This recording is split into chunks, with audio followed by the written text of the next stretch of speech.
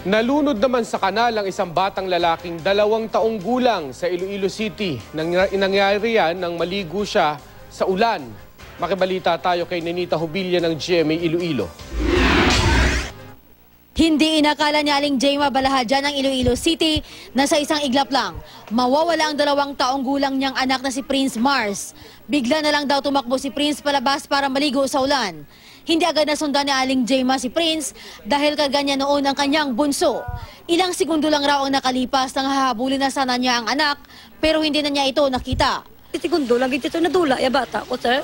Siguro paglaga niya dito sa Blaguro sir nagdiretso.